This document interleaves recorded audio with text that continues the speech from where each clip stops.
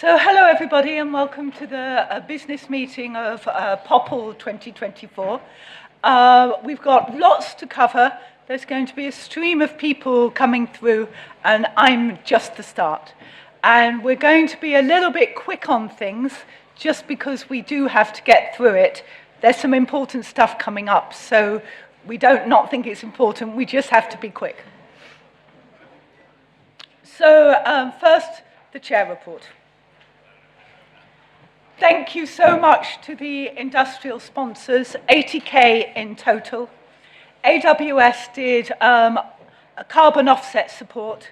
Jane Street did platinum, PLMW gold, and DEI gold. So awesome. And AHREFs did platinum, and the other guys did silver and bronze, with Bedrock being having a early start sponsorship. Thank you, all the companies. Here is the organizing committee. I said at the start of the welcome how amazing they were and how surprised at how much they had to do. So I am going to go through. Ilya, Michael, Alistair, John, Christoph, Anders, Leo, Caleb, Neil, Denfeng, Kostas, of course Derek Dreyer highlighted, Marco, Strada, Sasha, Xavier, Aphuv, Baki, Daniele, Asim, Ohad, Nat, Clement, and Conrad, and of course Nuringa. Whoa, awesome guys.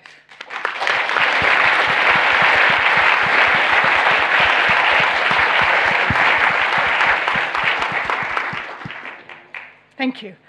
And the fabulous AV team, here they are in their secret room. Sometimes they are so tired, they are having naps underneath the table. It's a very, very normal thing for them because they get in so early. And I don't know if you can quite see, there's a screen with everything going on. They know what's going on in each room, and they're ready to pounce when there's a problem. They have been absolutely amazing.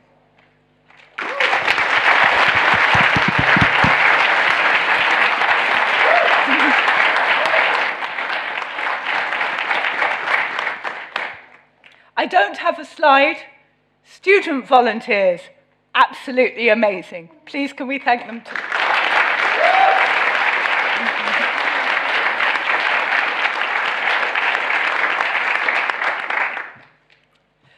So this is the schedule for POPL, and we have this fabulous building. We had these rooms, and I just decided when I saw the workshops and events that were coming through, I just decided to pack it out because the quality was just so fabulous.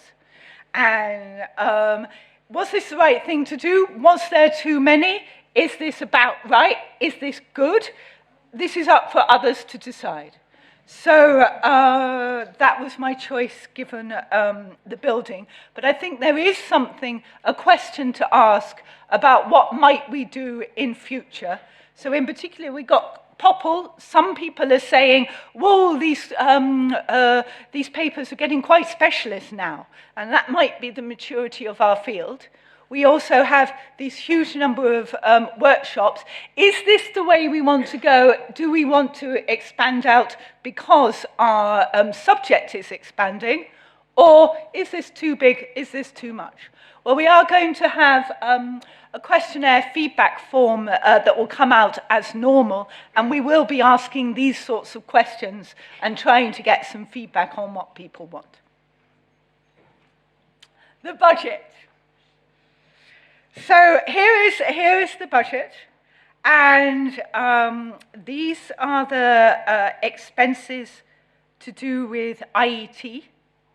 Quite an expensive one is what's going on with room rental, because this is a magnificent place with huge AV support, and it is a lot.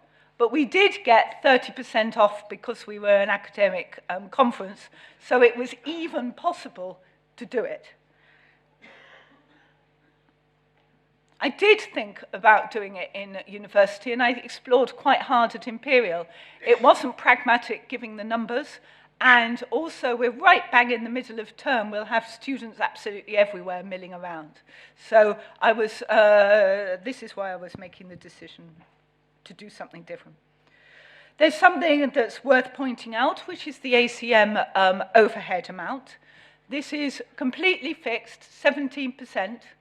And even when you get the target number of registrations and get to a good number of registrations, which is what happened this year, the ACM still get it. And we've got no negotiation power for that. This is what the situation is. It's also, in the UK, we have to pay VAT because ACM is a charity in the US, not in the UK, and so we have no choice. We've got nothing to do about it. It is a question, can ACM, as this world body, do different? But I imagine that people have been asking this question for many years, and at the moment, I gather that, I questioned quite hard on this and could go nowhere with it. It is the case that you can get the ACM can get the tax back, nearly. So if we look here at ticket sales, this is the tax. It's quite considerable. And so actually, in terms of tickets, it comes to this amount. And so the tax is 93 to government, but then ACM gets back 86K. And so, but it is going out of your pocket and going to ACM. Yeah? But wait. But we've included it in the figures. And thank you, Naringa, for sorting this out. So basically, ACM is entitled to this amount. And this bit, they are clawing back. So actually, we've dudded it around. So actually, it's okay.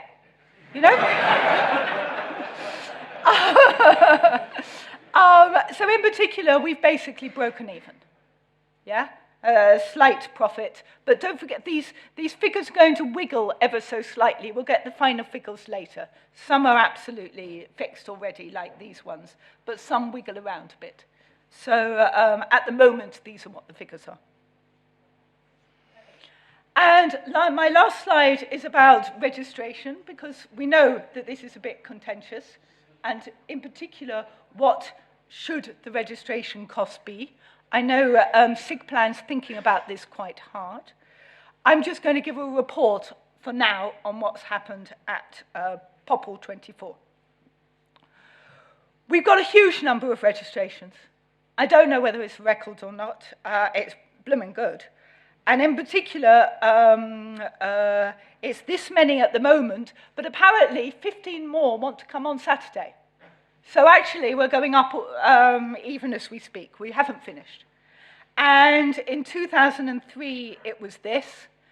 And before that, let's not compare, because, it's all over the place with COVID. Now, the registration costs are calculated on 600 registrations. This is ACM's figures. ACM wanted to go to 525 because that's what Boston was last year. And I had to push them up and got them up to 600. And what was so difficult is what's going on with COVID, what's going on with climate change. It was very difficult for them to understand what would happen in the UK and how many people would travel. So I do have some sympathy with that. We actually, the way we coped with that is that we, in our heads, guesstimated at 700, not 600. And so we stripped everything down. No T-shirts, no food in the breaks and the receptions, etc. Stripped everything down to get to the lowest figure we could for registration. And then we got to 700 mark, breathed a sigh of relief, and got the better food. We were even going to have absolutely minimal food at lunch, and we've got better lunch food. Yeah. So we got the T-shirts in, etc. None of that was in your registration fee. It was only once it got above with the numbers. Then the numbers have gone much more. And actually, at some point, there's hidden costs to do with this place. When you put the numbers up, you need extra rooms, and you have to pay for those extra rooms. So actually, we had to pay more because we had bigger numbers. But also, we could have made the decision to give people back something like £50 or something. And that's just chaos. We don't go anywhere near that. Yeah, I even asked the SC just to make sure. So we didn't do that. And we went for making the experience as nice as possible for you, given that you had paid quite a lot for registration. And I think that was the fair thing to do under the circumstance. I've talked about that. But the POPL costs are roughly the same as other conferences, and then the US conferences, and then there's the VAT. That's what's going on. Of course, there's everything to do with cost of living. Food prices have gone up enormously. We do have a problem with what to do about the registration costs. And POPL'24 is thinking about this very hard. SIGPLAN is thinking about this very hard. We would love to get your feedback with this questionnaire and work out what people are thinking. The last thing to say, we had good sponsorship from industry. It was 80K, and we worked really hard. In previous years, it was just under 80K. Last year was enormously good, but at last year's POPL, we had the warning from industry that it won't be so good this year. We've got problems this year. You will see that there's some obvious suspects not on that industry sponsorship list. Yeah, but one just has to sympathize with the engineers. It's out of their hands. They're doing their best, So we had hoped for a bit more sponsorship. So in particular, the registration was opened quite late. That was on purpose, because many of the companies said that they couldn't give us information in April, May, but they could give us information in September. So then September came, it got into October with a lot of back and forth email, and basically some companies didn't end up sponsoring us, but some did, and we opened it bang on the final program fixed date as a way of coping with this, and because we were wanting to get the registration as low as possible. So that's the story about the registration. So I hope you've enjoyed the bit of POPL that we've had so far. I hope you enjoy the rest of POPL, and now I pass you on to Derek.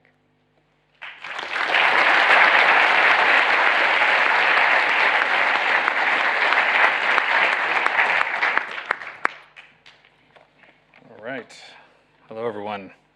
It has been a privilege and an honor to serve as program chair this year.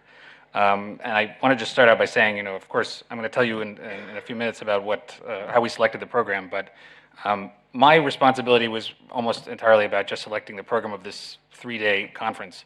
But of course, POPL is not just the 3 days of POPL, it's the whole week. And when I first looked at the program of POPL this year, I saw this proliferation of amazing and exciting workshops and co-located events. And a big reason why you're seeing all that is because of the hard work and encouragement and arm twisting that Philippa has been doing over the past year. So if we could all give a big round of applause to Philippa Gardner.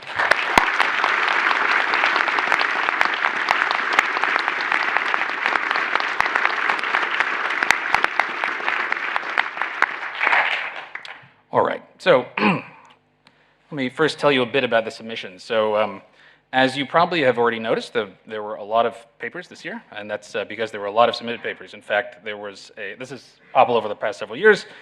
We had 319 submitted papers this year and 93 accepted papers, and that is an all-time record by a significant amount. So this was actually a 16% increase over last year, which on the one hand is great. I think the field is very healthy, lots of exciting research. It did put a little bit of a strain on the conference management because we weren't quite expecting that many, but we managed. And it's also, I should say, the second highest acceptance rate of all time. I'll let you guess to yourselves what the highest year was. You're probably wrong.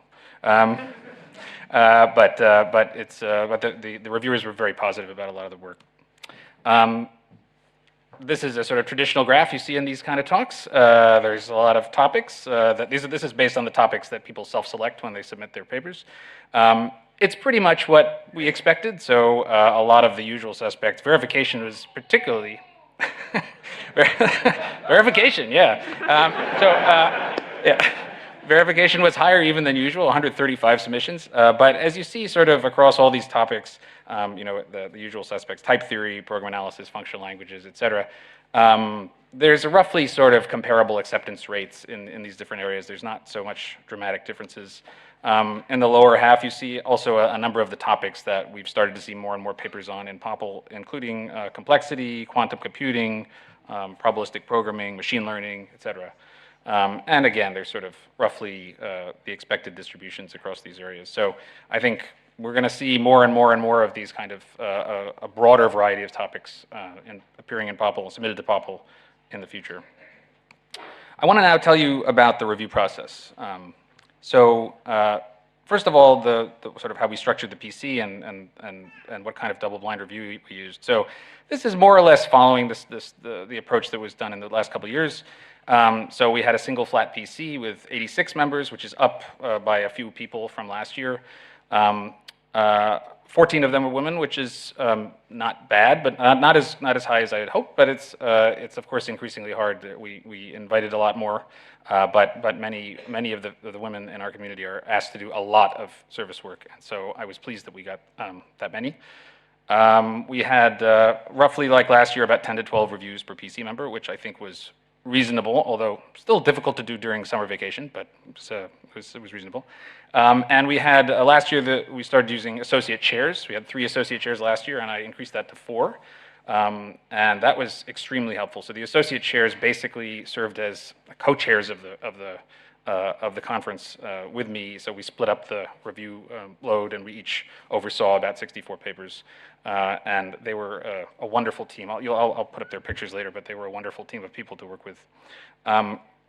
Like last year, we did something different from what POPL has done in the past. So POPL previously has used lightweight double-blind review.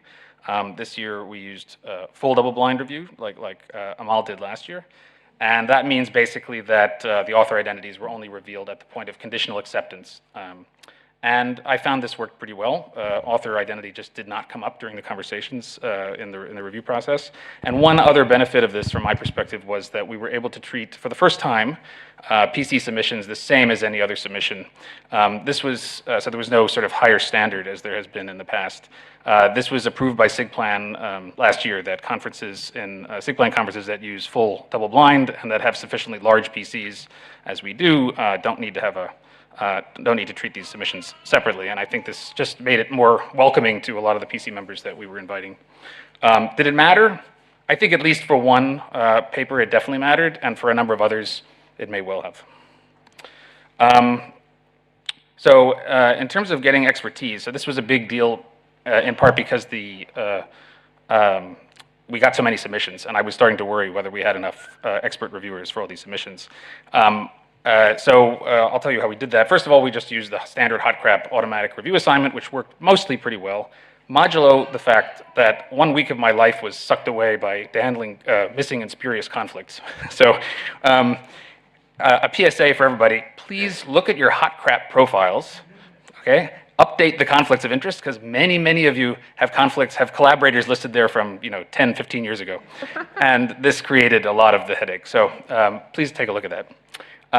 We strove to make sure that every paper had at least one and preferably two expert reviews, and that meant recruiting a lot of external reviews. 112 papers had expert reviews, and that worked pretty well. So in the end, almost all the papers, except for a few that were desk rejected, received 3 to 5 full reviews, of which at least 1 or 2 were expert reviews in almost all cases. So I think this worked well. Briefly about the author response period, we did the usual 3-day author response period. I just want to say 2 things that I did right. Everything else was wrong. No, no. The 2 things I did right were one that people like send me fan mail about, which was unusual. So that doesn't happen much in my life. Okay, first of all, I told authors in advance exactly when the reviews were going to come out. So many people thanked me for this. They said, "Oh no, I don't have to be constantly clicking hot crap to refresh it, for like 24 hours." I recommend that future PC chairs give an exact time and stick to it. The other one was that I gave the authors a precise template for how to structure their responses and gave them a bunch of detailed advice on how to make them more effective, and people really appreciated that as a way of sort of leveling the playing field for people who are not, haven't published in POPL before. We had a discussion period after that, which was about 2 weeks. It was all online. We didn't use a Zoom meeting. Most of the people I'd spoken to before felt that just the Zoom meetings don't work as well for this. This was tricky. This was where things got a little tricky because originally I had told the PC 2 things. One was, we want to accept really good papers. POPL's a top conference, On the other hand, I wanted to be open to accepting whatever papers people really wanted to accept. And so I said, there is no set limit on the number of accepted papers. I think most of you in this audience can recognize that that is an obviously false statement, okay? Because 100% acceptance rate is a set limit on the number of accepted papers. But nobody complained, amazingly. I don't know, they were kind to me. But they took me seriously when I said this. So at the beginning of the discussion period, we had 127 papers out of the 319 that had at least 1 A. And we're sort of in contention. And I was starting to get a little concerned because I thought, how are we going to fit all these papers in the conference? So what ended up happening was the associate chairs and I worked together to try to steer the conversations to move to consensus and figure out which papers people really liked. In the end, there were still a lot of papers people liked. So ultimately, we to set the bar, we conditionally accepted all the papers that had at least 2 A's. That, I think most of you know A is the strong accept and D is strong reject. We accepted all the papers that had 2 A's and no D's, and that was a lot of papers. 60 papers had such strong reviews. And we also accepted all the papers that had at least 1 A and only positive reviews, and that was another 29. And then we accepted a few borderline papers besides that. But we ended up rejecting more borderline papers than I would have perhaps liked. In particular, there were 11 of the so-called killer Bs, which I always feel bad about. These are the papers that get all Bs, and no one is willing to sort of step up and champion it. But the reality was, we looked at the space that we could actually afford, or how we would fit this in the conference, and found that we could really only fit 94 papers, and that's, by the way, that's 1 more than the number that are accepted because one didn't pass the second phase of review.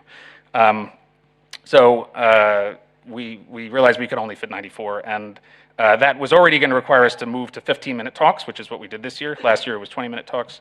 And I think that was fine, but basically if we went beyond that, well, you can see how tight the program is right now. There was just nothing else we could do, really. And so I think going forward, if the number of submitted and accepted papers continues to increase, which I don't see why it wouldn't, then we will, as a community, need to start considering more radical and potentially unhappy changes to what our conferences look like. And I don't know what those changes should be exactly, but that's something that's going to be, I think, an open topic of discussion going forward. So I want to conclude by thanking so many people who were really helpful in making this a successful event. So first of all, of course, the organizing committee led by Philippa Gardner. She's already thanked them in detail, and I've had a pleasure working with them this week. The Artifact Evaluation Committee led by Leo Lampropoulos and Caleb Stanford. Dirk and Simona from Conference Publishing, and they made it very easy to make the proceedings easily, and the previous PC chairs of POPL and PLDI for all of their helpful advice, in particular Amal, Nate, Azadeh, and Simon PJ.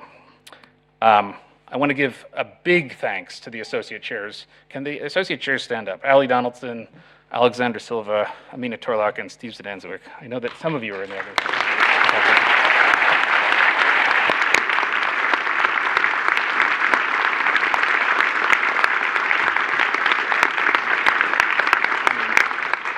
They really chaired this conference along with me, and in particular, I have to thank Alexandra. She was my, I asked her, as soon as I was asked to do this job, I asked her if she would be associate chair with me because I knew I needed to have someone who I could talk to at any time and really use as a sounding board for everything. And so thank you, Alexandra. I could not have done this without you.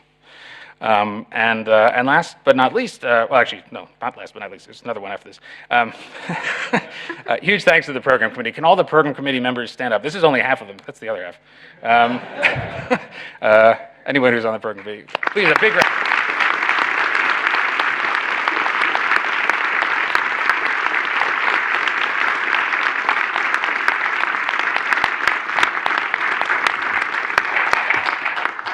And the last but not least, the authors. Please thank you. Thank everyone for submitting papers. Otherwise, we would not have a record number of submissions to call for.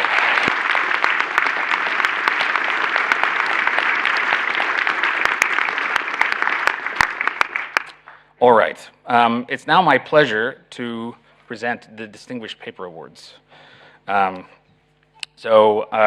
The Distinguished Paper Award is given every year. It's used to highlight up to 10% of the accepted papers that the program committee thinks should be read by a broad audience due to their relevance, originality, significance, and clarity. Basically, this is done by nominations from the program committee. And then PC nominated 17 papers, and then a committee formed by the associate chairs and myself whittled this down to 9. So I'm going to announce. I mean, of course, this is already known because it's in the program. But I'm going to ask all the whoever is here among the Distinguished Paper Award authors to come up when I announce your name, and we'll make a line here and take a picture. I do have awards as well, but in the interest of time, I'm going to hand these out later. So yes. Oh, you want to do it? Okay. All right. See. always helpful. Always helpful.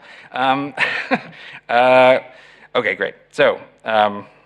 First up, Implementation and Synthesis of Math Library Functions by Ian Briggs, Yash Lad, and Pavel Pancheha.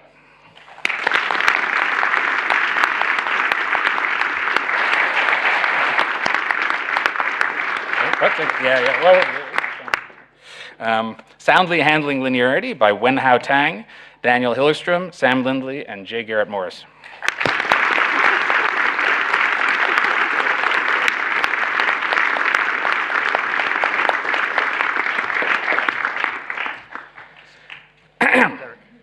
Oh, sorry. Hi, sorry. Oh, it's another one. No, they're coming everywhere. Okay. An Infinite Needle in a Finite Haystack, Finding Infinite Countermodels in Deductive Verification by Neda Elad, Oded Padon, and Sharon Shoham.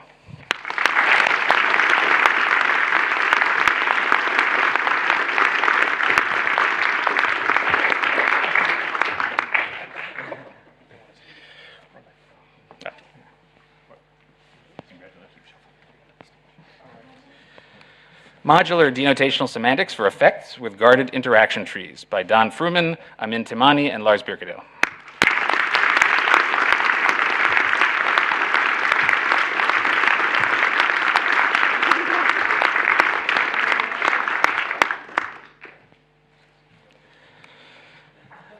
Automatic Parallelism Management by Sam Westrick, Matthew Flewitt, Mike Rainey, and Umut Akar.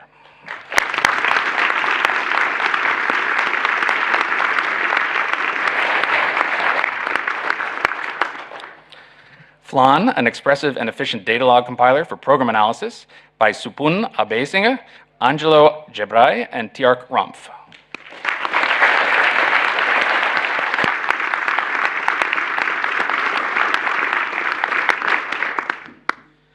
Parametric subtyping for structural parametric polymorphism by Henry De Young, Andrea Mordido, Frank Fenning, and Ankush Das.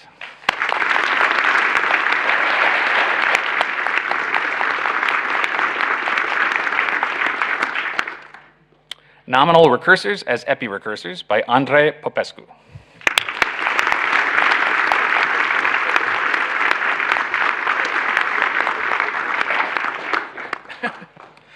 and Total Type Error Localization and Recovery with Holes by Eric Zhao, Raif Marouf, Anand Dukapati, Andrew Blinn, G. Pan, and Cyrus Omar.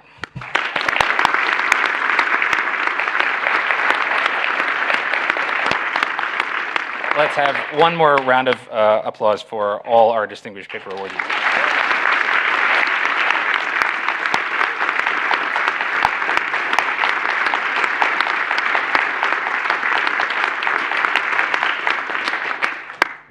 Thank you. And with that, on to the DEI report.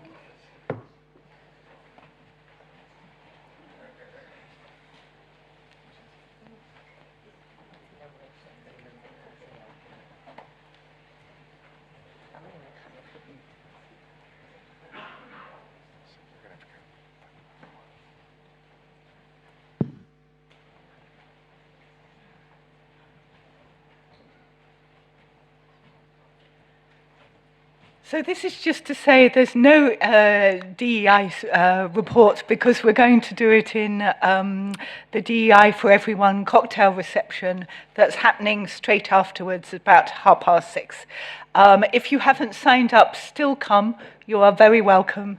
And the reason to do it, we have women's dinners. And actually the numbers have been going down rather badly, and in particular Splash didn't have very many numbers there. So we just decided to do something different as an experiment and do DEI for everyone, because it's everyone's problem actually. And so this is what we're doing this time, and we can explore this in many different ways over the coming conferences. And so in particular, big thank you, Jane Street. So this is why it's free for everyone. Thank you.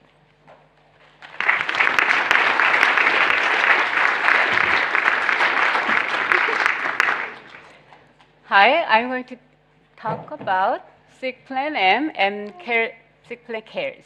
SIGPLAN M is a long-term external mentoring for all aspiring and current peer researchers, from students to software engineers to industrial researchers, to postdocs, and to faculty. We just finished matching of a new round of mentor and mentee matching with 269 mentors and 386 mentees in 47 countries. And thanks to all our mentors and mentees. And SIGPLAN Cares is available to support community members who have experienced harassment, discrimination, or bullying, and to provide information on how to report unacceptable behavior. Here are the members of SIGPLAN Cares, and 3 of us are here at POPL, Alexandra, myself, and Stephanie. If you need to talk, please reach out to us. Thank you.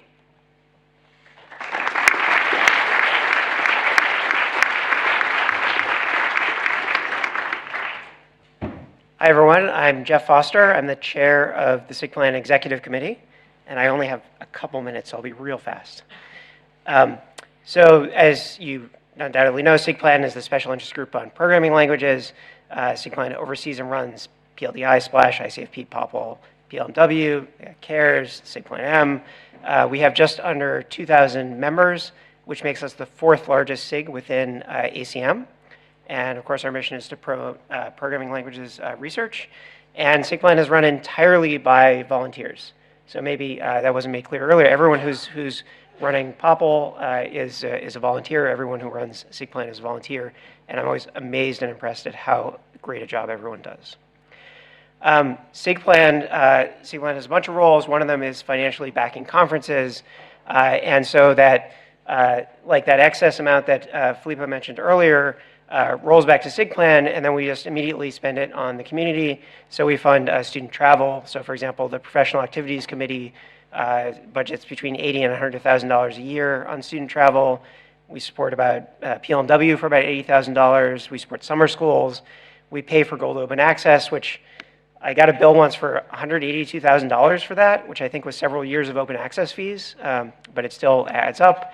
Cover conference management, the SIGPLAN blog, SIGPLAN awards, and so on.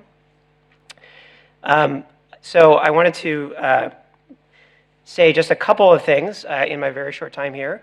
So one is, we've heard loud and clear the concerns about registration costs. We'll talk to the different steering committees about that. One immediate thing that we just decided to do today is ACM requires all conferences to have a contingency in their budget in case expenses escalate or registrations don't match what's expected. And because ACM knows that SIGPLAN is well run, we have excellent general chairs, and we have reserves, they will allow us to lower the contingency, which is going to make the budgeting process easier and make registration fees a little bit easier. There'll be a little bit more space in them. So we'll lower the contingency from 15% to 5%, which I think anyone who's been a general chair will be very relieved to hear. I wanted to put a plug in for ACM Open. So ACM is planning, it's like a train rolling downhill to go open access within a couple of years. ACM Open is the mechanism for doing that, and I'm very impressed to say that 49% of SIGPLAN papers are already covered by ACM Open, meaning the corresponding author is a member of an ACM Open institution. That's the second highest across ACM. If your institution is not part of ACM Open, please encourage them to do so. If you search for, if you just go to the ACM Open page, obviously the link is a little bit ephemeral there, but you can find a very nice white paper on adopting ACM Open that has all the details spelled out. And the thing to know is when ACM switches to open access, article processing charges will start for any papers not covered by ACM Open. And so that's going to affect all kinds of things, not just within SIGPLAN. And finally, this is getting to the end of the current executive committee's term. The slate for the next election, which will happen probably in March, was just announced. Please be sure to look over the candidates and vote. Actually, you can't go wrong because I think all the people running are excellent. If you have any comments, suggestions, complaints, questions, etc. about SIGPLAN, please get in touch. Thanks, everyone.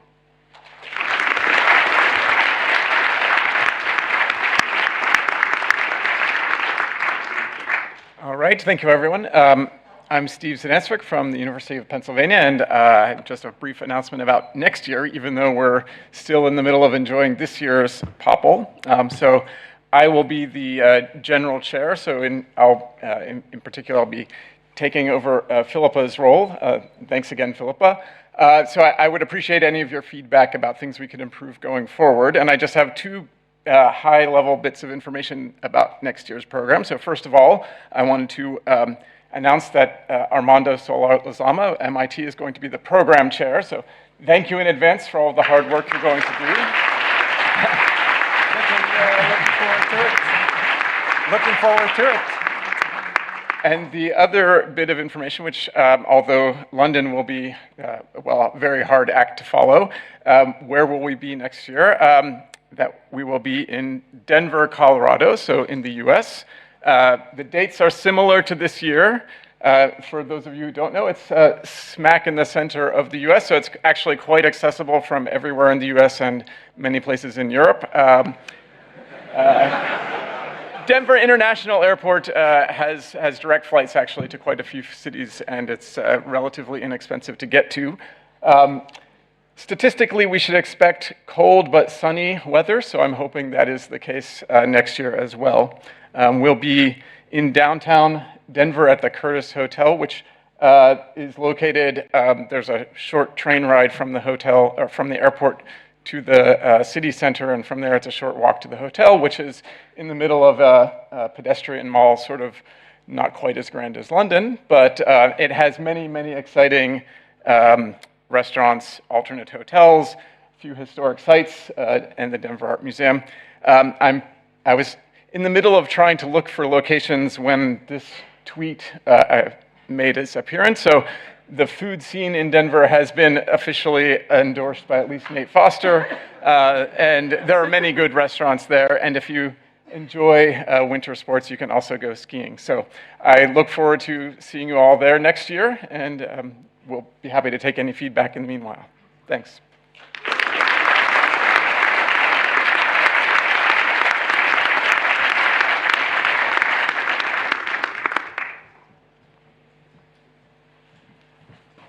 Okay, now we get to recognize people for their long-standing work in our community. My name's Tony Hosking. I am a member of the SIGPLAN Executive Committee, and one of the two people on the committee who are responsible for presenting and actually organizing the SIGPLAN Awards. Ishil Dillig is one of those members. She's unable to be here, so there are some awards that I'll be presenting right now where she's been the chair for of those decisions.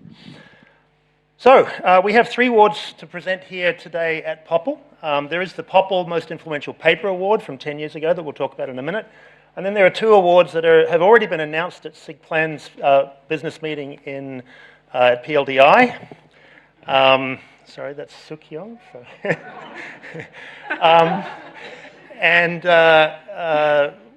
But the winners of those awards chose to receive the awards here at POPL because they wanted to speak to this community specifically. So we'll start with the POPL'24 Most Influential Paper Award, which is presented annually to the paper that is considered to be the most influential paper from 10 years prior. So this is the paper from 2014 POPL. Ishil chaired this committee, and the members of that committee are as you can see on the screen. The winner of this year's award, or winners of this year's award, are Ramana Kumar, Magnus Myrene, Michael Norrish, and Scott Owens. And I invite them to come to the stage and perhaps say a few words about what it means to have a paper that's now 10 years hence, what its implications are and where they might be seeing things going next. So please, congratulations.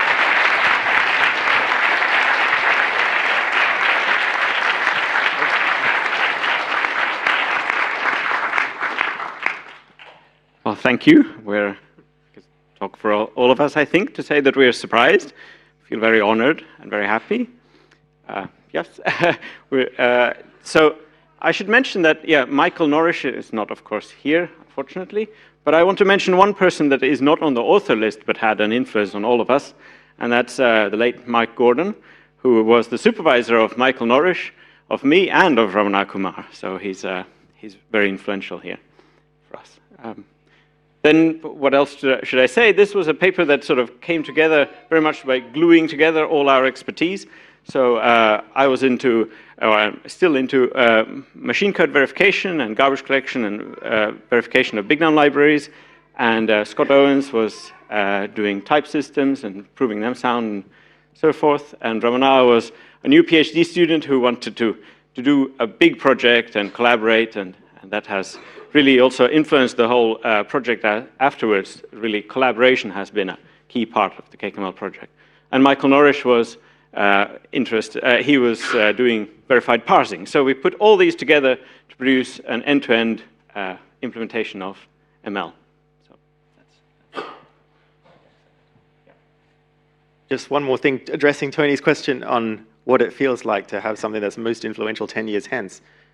As Magnus said, it's surprising and an honor, but in some way it's also deliberate, I think, in that we, or at least I, but I think all of us wanted this project to be something that lasted, and KKML is still an active focal point of interest, of research. KKML.org still lists all of the work that's going on in this topic, and so I'm very glad that that succeeded. Okay, so well, there is a certificate for each of you. I'll hold Michael. You may want to look at the camera and show your certificate, and they'll take a picture of it. The citation you can see on screen. I'm not going to read it in the interest of brevity, and this will be going up on the SIGPLAN website very shortly. Congratulations. Thank you.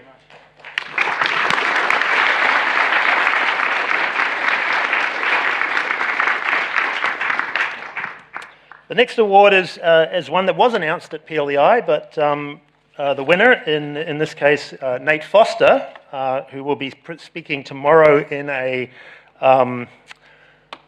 keynote address tomorrow, is here to formally receive his award, and also I hope to say a few words. So Nate is the winner of the Milner Young Researcher Award for 2023, and his citation is here. Again, I won't read it. It's on the SIGPLAN website, but over to you, Nate. Great. Thanks so much. Programming languages has always been my home, so I was absolutely humbled and delighted to receive this award when Tony called me last summer. I was quickly brought down to earth because my daughter said, "Wait a minute, you're still young." But being serious, I'm humbled. There's a long list of my heroes who have won this award, and it's also named for Robin, who was one of the giants in our field. I was lucky to meet Robin briefly. When I got to Cambridge in 2001, he was still teaching and he was still going to the semantics lunch. And I remember how he went out of his way to welcome me. I was a really shy American undergrad and make me feel really welcome. So it's something we can all look to as we build the POPL and PL community. I also wanted to thank my mentors, especially Kim Bruce, the late Mike Gordon, Martin Cush, Benjamin Pierce, Dave Walker, Jen Rexford, Nick McEwen, and all my collaborators and PhD students who did most of the work and have made research really fun. Thanks.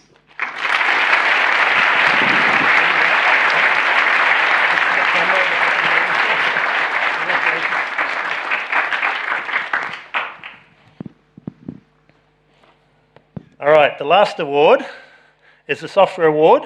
And again, this was announced earlier at PLDI last year, but the software award has been given to the OCaml project. And I'm delighted that Xavier is here to say a words about this project, which of course I think has touched many of you and continues to influence heavily activities in our field. And of course, we've got a lot more members of the team here, which is great to see. I'm really pleased to see that. So congratulations, all of you. And Xavier, over to you. Well, thank you. It's really an honor for the whole OCaml development team to receive such a prestigious award. So some of us are here tonight. So Gabriel Scherer, Damien Deliger, Florian Gelati, Luc Maranger, David Alsop, Stephen Dolan, and Nicolas Ariadabar. And as you can see, it's almost three generations of computer scientists and developers that are being honored. And indeed, OCaml has been an long-term project. So I released the first version of OCaml, then called Objective-Caml, back in 1996, almost 28 years ago. But actually, it was already the consolidation of much earlier work, going back to more than 50 years from now. And again, starting with Robin Milner's work on ML, the meta language, the scripting language of his LCF proof assistant, which introduced the lovely type system and type inference algorithm we all know. Then Gérard Huet brought LCF-ML back to our concours on a magnetic tape. That's how they worked in those days. And with Guy Cousineau and their students, they developed CAML, the implementation of Milner's ML using the CAM, the categorical abstract machine, as an intermediate language, hence the CAML name.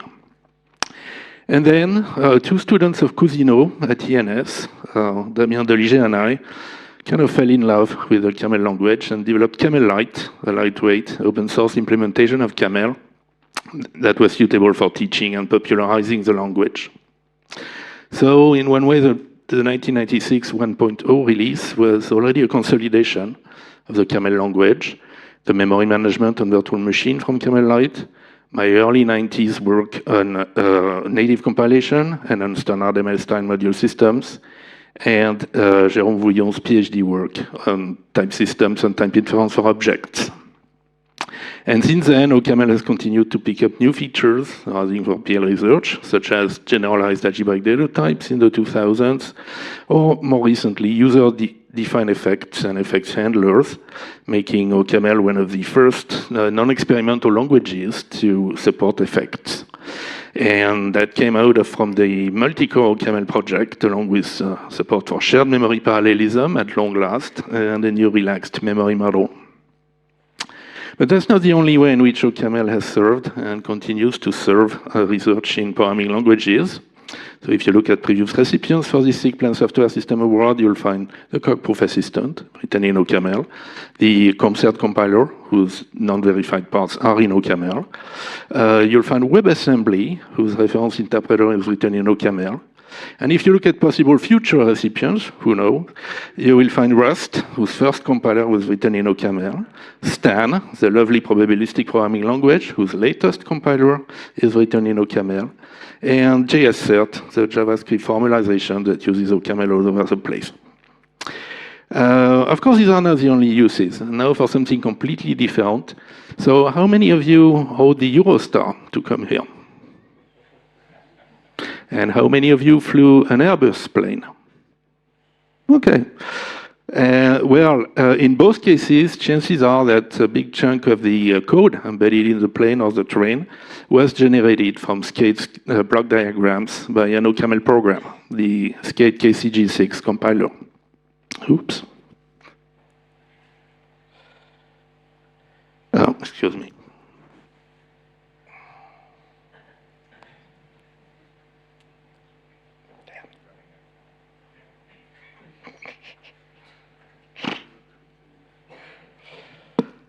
Okay, excuse me.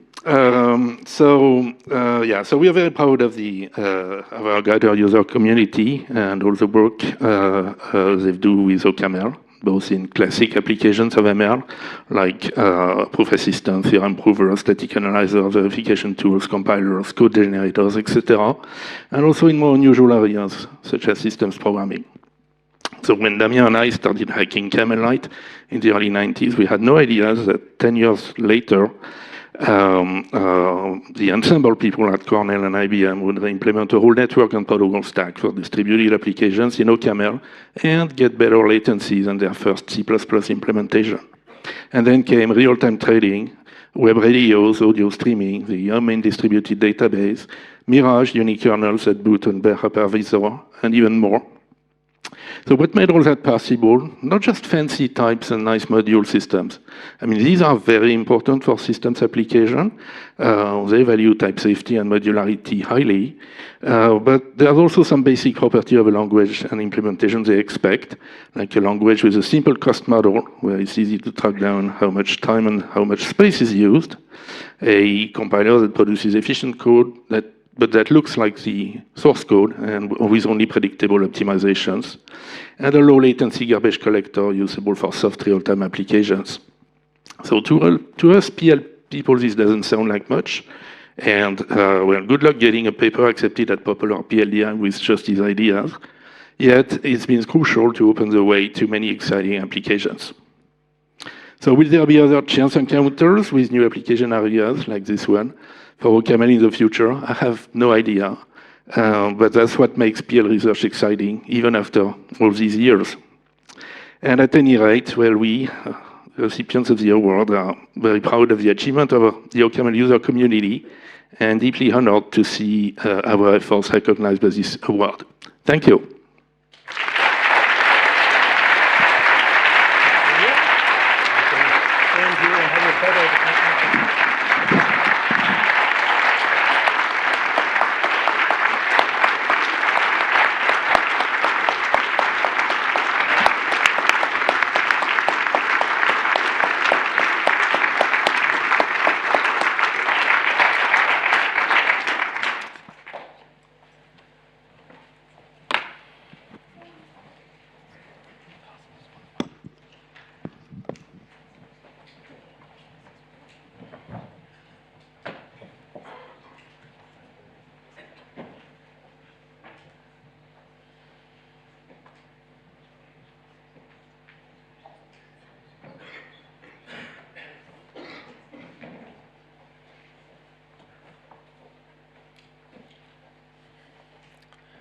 All right, can everyone hear me? Okay, great. So hi, I'm Neil Krishnaswamy, and I'm here to announce the winners to the student research competition. This year we had way more submissions than we expected. So we had a total of 30 submissions in the combined undergraduate and graduate categories, and we just for physical space reasons, we could only accept 22 of them. And so last night during the reception, there was a poster session where 18 of the posters were presented. There were a few people who couldn't make it for things like visa reasons, unfortunately. And so this afternoon, the top six, three undergraduate and three graduate students. They presented their work with short talks, and we're going to announce who the winners are next. And when your name is called, if you're in the room, if you could come up, that would be great. Okay, so yeah, so there's a small amount of money associated with each of these awards, but like really the real reward was getting to see the amazing work that these young researchers are doing. Okay, so I'll start with the undergraduate awards, and so oh, actually, before I do that, I should thank the reviewers as well. So we had a nice big PC, and this meant that we had plenty of expertise for each of the submissions. And I want to thank all of the members of the SRC for their very hard work. And so now I can. Yeah, so now I can start announcing the undergraduate winners. So we can have our drum roll, please, and then, thank you. So this was an unanticipated side effect. Okay, so in third place, we want to recognize Tyler Hu of the University of Berkeley for his work on efficient incremental computation for halide. So could you come up, please, Tyler?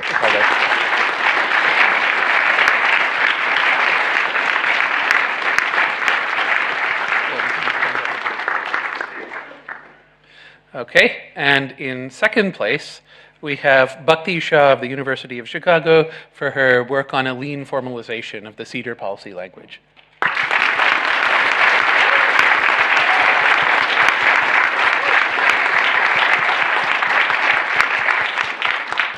And our first place winner in the undergraduates was Jakub Bakurski of the University of Cambridge, who looked at how to combine pointful array programming in Python with NumPy.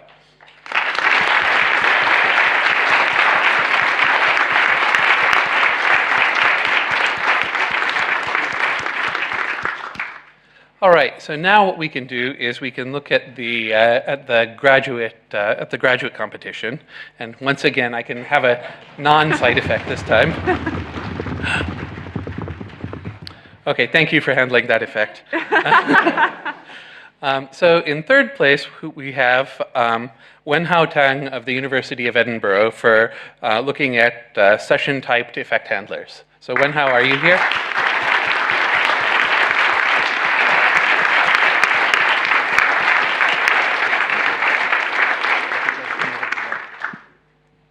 Okay, and our second place winner is Anud Alshnakat of KTH, who did a formalization of P4 in Hall.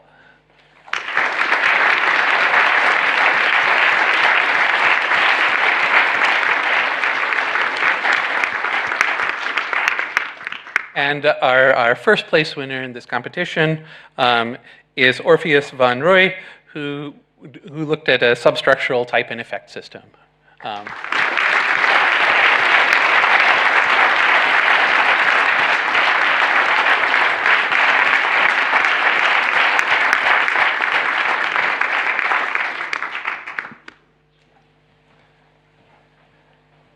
Okay, and before I wrap up, I'd like to express my wishes that we'll see much more of these young people in the future, and I'd like to ask for one more round of applause for all of them.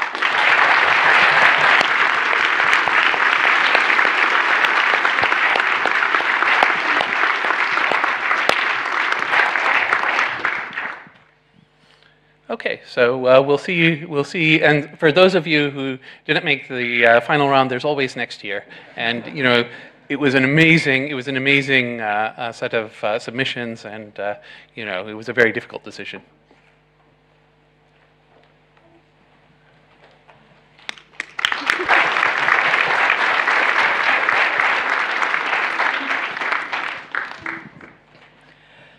So before we go get on to Q&A, I am going to single somebody out.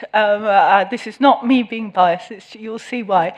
And that's Bhakti, who's just got one of the awards. She's going to be chair of the AV team next year. So totally awesome in more than one way.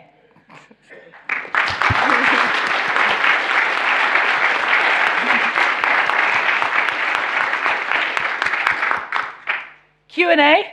there's everybody not poised, they're sitting down. So, but many of us can answer questions. Who has some questions to ask?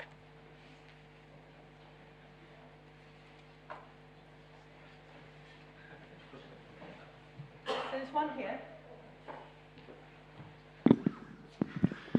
I have an ironic remark, given the last thing Philippa said. I just want to signal boost a thread in the Types mailing list recently about whether it actually is a good idea to record or stream talks from our conferences. There were some surprising points made there, and I think it would be good for the community to think carefully about this. I think that's fair enough, and I saw a bit of it. So this AV team is phenomenal, and what they are doing is basically wherever we are, they are coping with how to do AV in all manner of forms, not just the streaming. So, for example, last year in Boston, they were in a hotel with hardly any AV, and they came in and sorted it out. And this year, there's a very sophisticated system going on with IET, but it doesn't do everything. And so they were having to work out how two teams integrated without knowing each other and work out how to make things work. So this AV team actually is rather special and rather good. They are going around all the conferences, overlapping, so they're getting trained up, so they know who the next lot are who are going to be chair. And I didn't know this at the start. This is me learning what's going on. So this is what's happening. And then there's a specific issue as part of this, which I would summarize, maybe incorrectly, I'm just going with my part of what I know about this, on are we going to put talks up on YouTube or somewhere that are properly recorded and there for some version of prosperity? Or are we going to do more than that and live stream and get the hybridness of people coming in giving talks when they can't be elsewhere, and how to stream out and have virtual registration, which is less this year than, for example, last year. And I don't know where the right place to be is in this, the answers to this question. I think it's really, really important to have as part of the discussion the AV team who've really thought through this sort of thing quite a lot and also have a passion, and they have a passion to get this out to everyone. So in particular, you know, there is many people around the world who can't come to this conference because registration, flight, hotels, and we're actually thinking quite hard and even have some ideas associated with the chat in this conference about how to do better and get more people in from different places. But at the same time, if they can't get in, having the streaming, is this a good idea, or is it enough to do the talks? These are the questions rather than the answers. The other thing is Benjamin Pierce has an absolute passion of what does it mean to get this multi-way interaction going so that we can have hybridization going in this much bigger way. And he was thinking about this very seriously in a startup over COVID time. And at the moment, the technology is not quite there, but it's on the way. So my personal opinion is it's really, really good to be cutting edge and to have people exploring what's happening and having this thing evolving as the software gets better and the machinery gets better. So I think this is an ongoing discussion right the way through the conferences, SIGPLAN, and what's going on in social media, and who knows where this lands. I hope that's okay. Another question? There's one over there. I'd like to Can't hear. Can't hear is not worth trying. Just wait. No, wait. Thank you. I'd like to propose.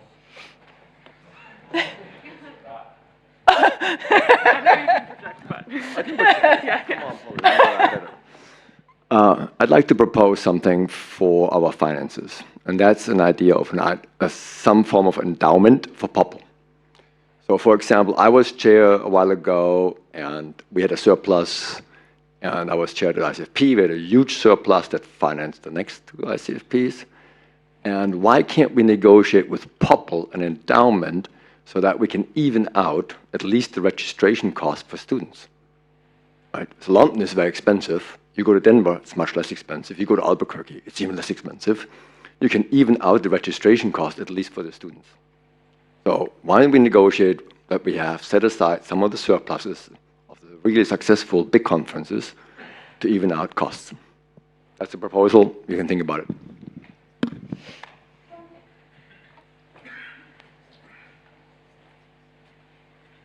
I can just comment at a high level about that.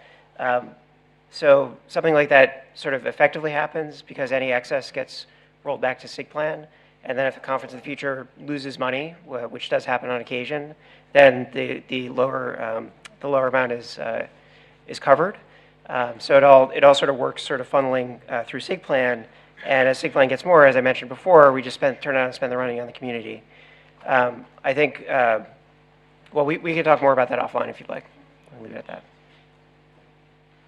I want to give a big compliment to Philippa. So previous year, I think I complained about the lack of transparency about the budget. And I'm extraordinarily pleased to see this slide here. So thank you.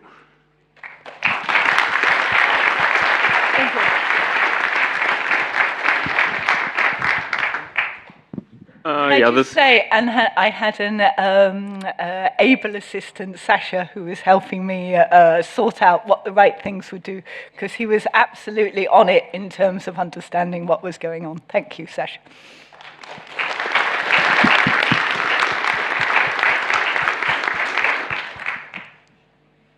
This is a question relating to the DEI session later, or like more a point I wanted to raise.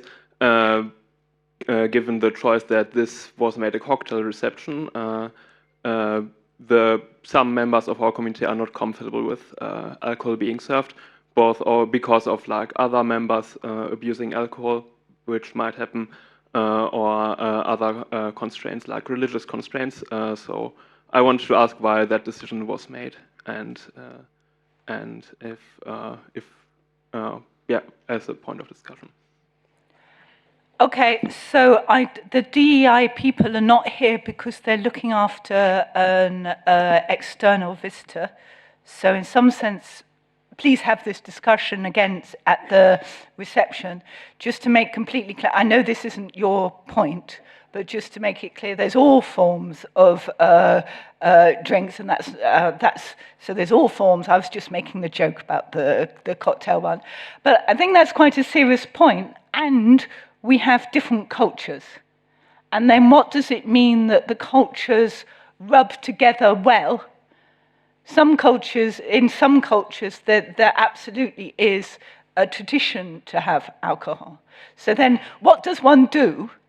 That's a really good question for tonight, because I don't know, and I sympathize with the point. Yeah.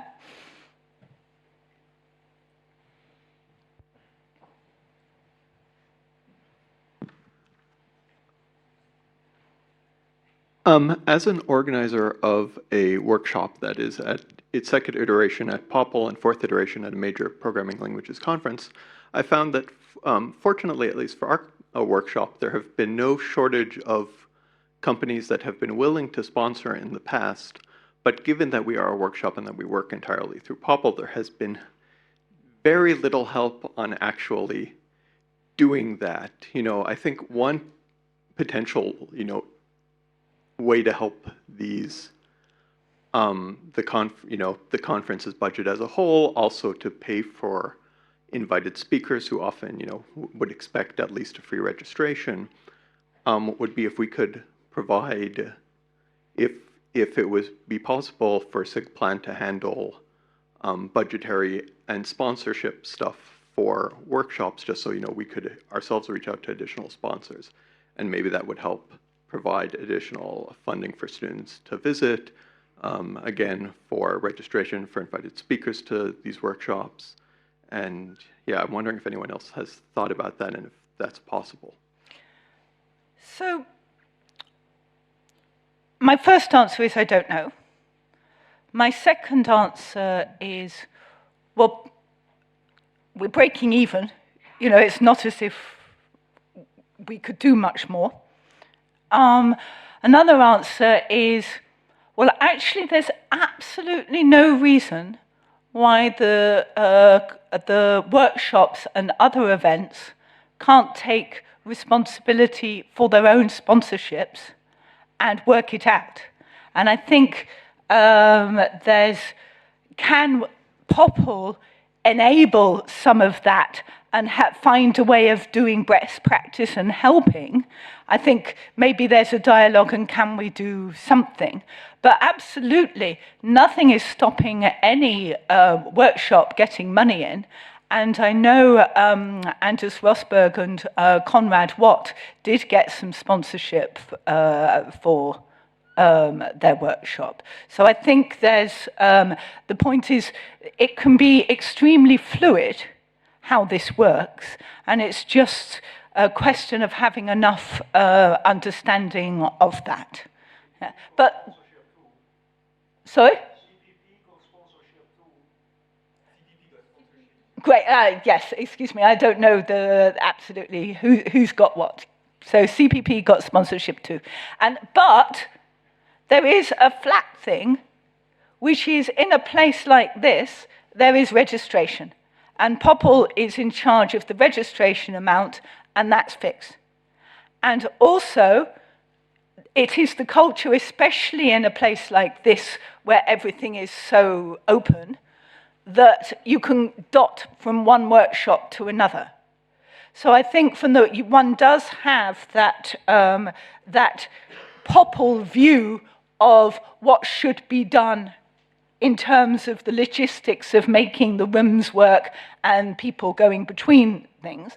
And then from the point of view of the workshop, it's up to you how you do the invited speakers, the students, etc. You can do any amount of subsidy for your choices. I think that's probably a good way to go. We can talk more about that because I'm sure I haven't thought of everything immediately. Thank you. Coming back to the registration cost, I'm sorry. So many good. I'm sorry, I can't help it. Yeah. So the cost of the full registrations were pretty well discussed, I think, and explained in terms of inflation and catering costs and VAT and those kind of things.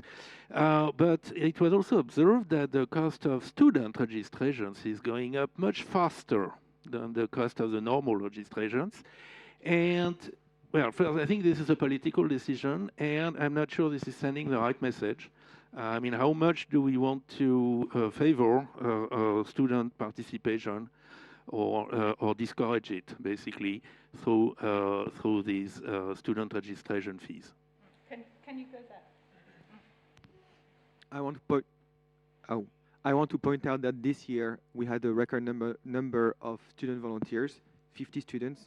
That 50 students who got to attend POPL entirely for free. So, and that was necessary also because the venue and so many people. So I'm not saying this is necessarily the right choice, but it just got evened out differently. So can I just, absolutely, we were asked to do 40 students, and I absolutely found a way when the more registration numbers came in, I pushed it up to 50. Also, something that Sasha didn't say is that there's a very, very strong mechanism where the student co-chairs are choosing people that would find it difficult to get in. So they might choose one from that killer team over there, but they know that the killer team over there has the funds. So they're going to try and choose somebody from the place where they can see on paper that there might be difficulty getting in. So I'm sure it's not a perfect system, but they are trying quite hard on that. So you did obviously a lot of work to keep the registration cost down, and thank you for that. On that point, I think that it's inevitable if we have very large events that it's very expensive. I mean, the food and the venue are super expensive when you have 600 people.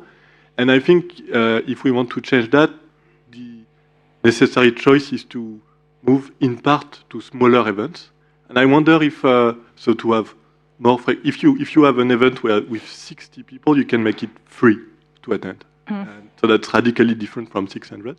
And I wonder if the SIGPLAN people or the POPL people have ideas for how to do that. For example, Steve, would you volunteer to be the first POPL General Chair that says no to any co-located workshop?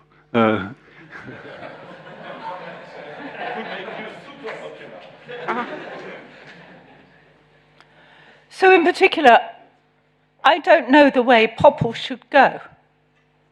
So that's one view.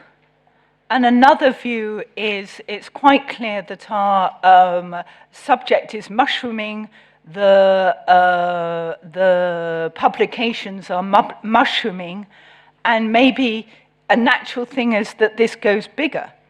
And I actually don't have so much of an opinion on that.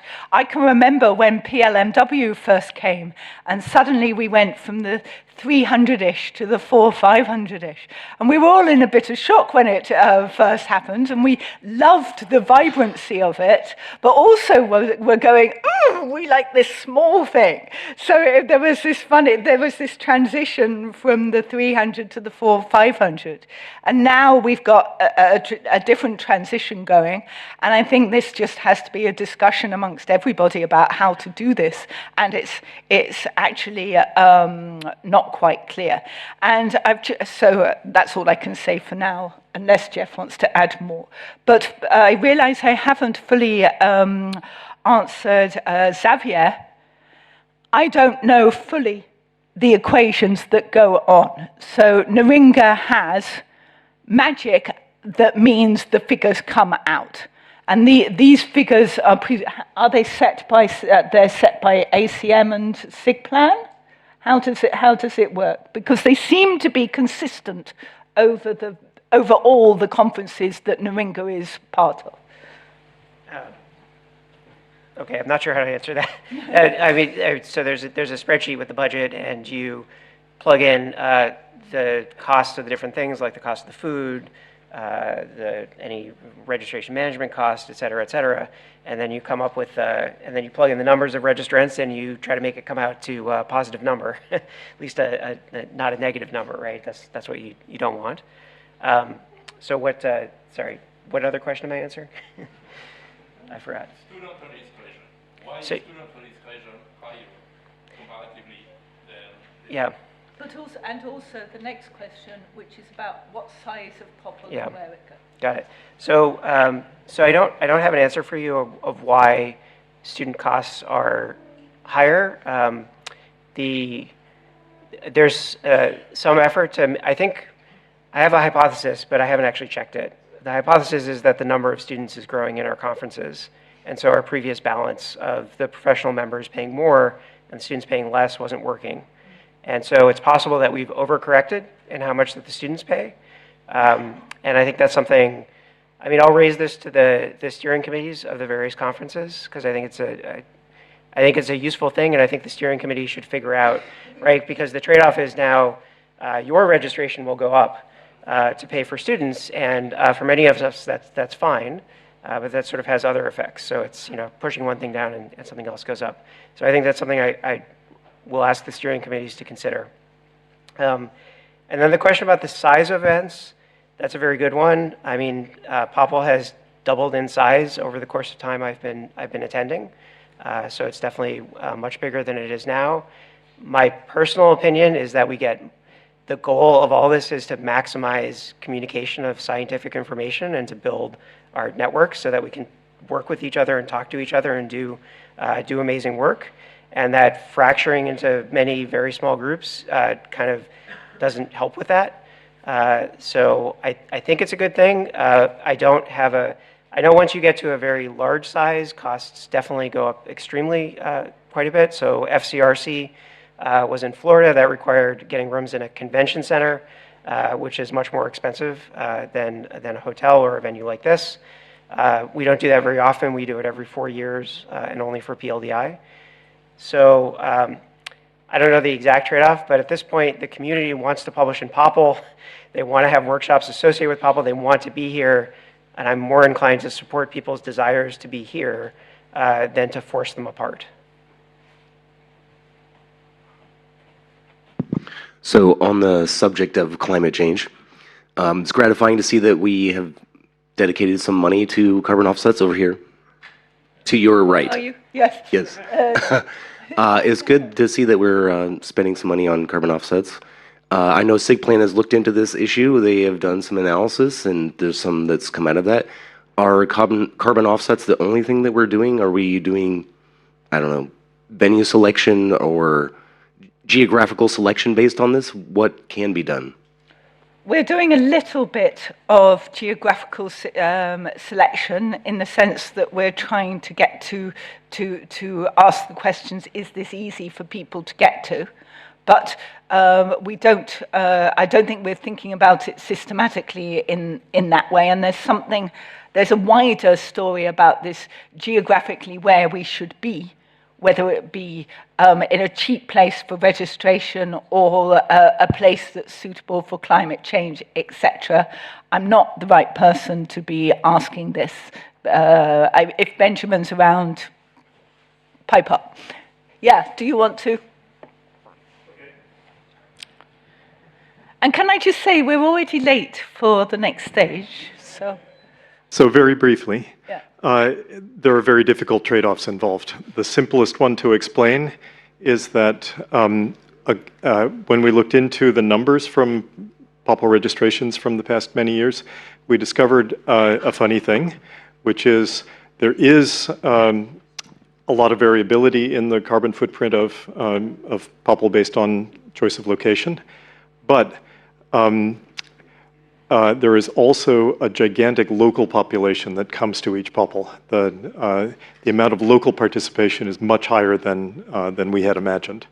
So locating POPL only essentially on the east coast of the US or the west coast of Europe is what it would be, would save some carbon overhead and would disenfranchise a gigantic number of local participants. So there is the fundamental trade-off. Can I just say this is the last question, otherwise we'll never get to the next step.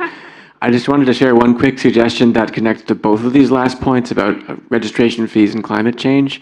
It would be great if the registration forms, just as a technical matter, had vegetarian selected by default, and you had to make an explicit action to ask for something else. I love you.